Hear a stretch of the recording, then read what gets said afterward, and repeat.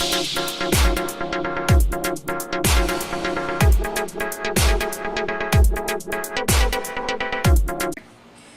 everyone, this is Fatima Coelho reporting live on Pageantry Now, and I have here the lovely Keyace Sims, who's Miss Elite Gulf Coast Earth. How are you? I'm doing good. How are you? Good, good. So how are you feeling? I feel good. I feel very excited. I can't wait to get up there. So how's it been Gulf Coast? Tell me a little bit more It about has it. been remarkable so far. I've been so involved in a lot of environmental events and activities, and I just been having a great time. I've been working with the South Florida Wildlife Center, Dumbo Limbo Nature Center. Now I'm also a volunteer with the Florida State Parks in regards to doing beach cleanups and I've just been trying to get more involved than ever because I don't know, I love it. I love being Elite Miss Gulf Coast Earth. It's just wonderful. So tell me, what is your platform? My platform is Beauty in Biodiversity. Basically, I'm working to conserve our biodiversity because without biodiversity, there is no humanity. So that involves ocean acidification, deforestation, pollution, overcrowding. Like literally, it covers a wide range of things. So that's why I chose that to be my platform, because everything comes together to bring us. Pretty much, this is our life, and we have to care for our ecosystems, not just ours, but that of the marine life, the wildlife, and so forth. So, I don't know. I want to care for everybody. You're such a caring person. So tell me, how have you been preparing for the pageant, like for nationals? Well, I've always been working out and trying to keep a healthy diet, so that's nothing new. Really just been trying to get more, I guess, probably I amped it up a little bit more than before. So instead of once a day, I've been trying to work on doing the twice a days. And then in regards to that, I'm already abreast of a lot of situations as it is with political events and environmental events and whatnot. I just, I've been working on more speaking engagements. To getting out there and talking to the youth and getting them more involved. So that's one way that I've been actually doing something different towards preparing. And also just really talking with a lot of different coaches and just various people, other pageant queens, in regards to getting their tips and their suggestions on how I can be a better queen and also present myself and my platform better for the public. And tell me, what has been the biggest challenge of winning Miss Earth? Well, the title. So trying to win it, or already the Gulf Coast? Like basically, like what has it changed your life? Like what are the changes from before till now? How has it changed? Well, more so getting out there and trying to get people to help me with my biodiversity projects and such, like and getting more so the youth, because I'm really wanting to work more so with them, because we are preparing. What's the good old saying that we are not. This world is going to eventually become their world.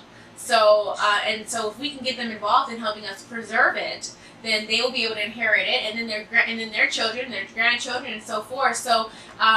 This title has actually changed me, because instead of trying to do everything myself and trying to, deal with my platform on my own, I've actually started reaching out to the community and getting the youth involved in helping me with the platform, since essentially, like I said, this is going to be their earth. They're going to inherit it from us, and then their children are going to inherit it from them.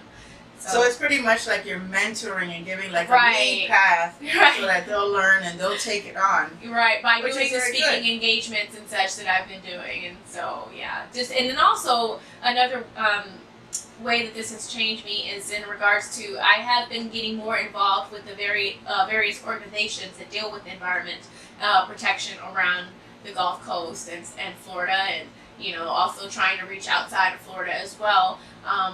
Because I want to get a better knowledge as to a more in-depth knowledge as to what is needed in order to keep preserving the ecosystems that the marine ecosystems and the wildlife ecosystems and our own ecosystem. So I've been trying to reach out, and I've already reached out, and I've been trying to just work more with the organizations that are already established that can help me learn more. So yeah, it has changed me in regards to I know I now feel a little bit more confident about the environment and where it's going with protection than I did before. And how are you?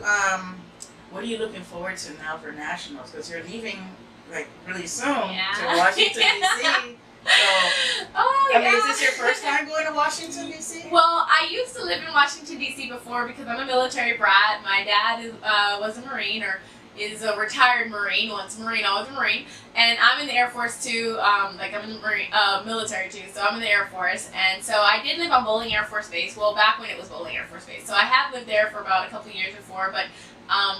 Going back to DC, it's been almost, oh my gosh, maybe over 20 years. So it's exciting to actually see the changes that have happened. I just can't wait. I really am just looking forward to the series of events that they have scheduled for us, because it just all looks so fun. And, we've all been working extremely hard to get to this moment. So when I get up there, I just want to enjoy it. Well, you have to enjoy every moment. I mean, this is it's one of the, Miss Earth is actually one of the top 5 Grand Slam pageants in the entire world. Yes. Next to Miss Universe, next to Miss World, Miss International. Mm-hmm. So, how does it feel to be part of that system? Being part of the Grand Slam. I mean, that's pretty good. It feels good. It feels to be able to participate in a pageant that's this big is amazing. And the feeling is just awesome. I'm super excited because it's a possibility that you can go. Well, if I were to win, I would be able to go international, and I've never been international, so it'll be a wonderful experience to be able to have that. Ability to go there and hopefully win for Miss Earth. Well, let me ask you one last question. You mentioned that you're in the military. What has been the challenges of being a military personnel and a title holder at the same time? Because I know that there's been a lot, like Deshauna, who was Miss USA, while she was in the military. How has that been a challenge to you? Well, it hasn't really been much of a challenge. The military is pretty supportive. The mission always comes first. But outside of that, they are pretty supportive. They even have our public relations department for the military even helps prep you for questions in regards to dealing with political events and military events or whatnot, like for whenever you do decide to do pageantry and such. And we even have an entertainment office in LA that you can reach out to whenever you want a pageant title holder that's also a military member to do anything. They're willing to listen to the idea, and if they think that it will go good and align good with the military, then they will be willing to let you use the title on a military installation to promote your platform, which is also great. But no, they're pretty supportive, and I don't know, it's just I haven't had any issue. So that's really good. That's really good. Well, one of the things that I do love is I love to see that lately there has been more women in the military doing pageants, like in Miss America, Miss USA, and I'd love to see that more. I mean, I think it's great that women up to today being able to be in the military and being able to serve as a title holder, I think that is a great blessing. And thank you for your service. Thank you. Deshauna Barnes started a trend. So. Thank you, Deshauna. Thank you.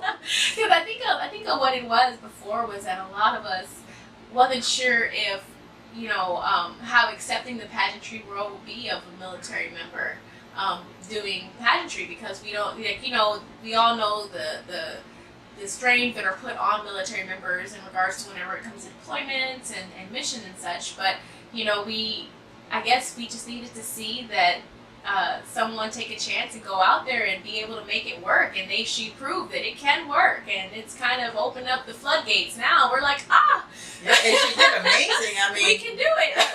She did amazing. I mean, she represented, and she also, she also had some current events in her life, and she still managed to represent and get out there in the top 16, also at Miss Universe, which is big. I mean, it's a tough competition. So. Yeah. Thank you so much. Thank you. Well, This is Fatima Coelho. Thank you so much, Keyace, for being here and doing this interview. I mean, this has been amazing, and we'll definitely see you again. Yes, and definitely. we wish you the best of luck in DC at the National Pageant. I can't wait. Okay, well, this is Fatima Coelho reporting from Pageantry Now. Join us next time, and don't forget to subscribe to us on YouTube. Bye-bye.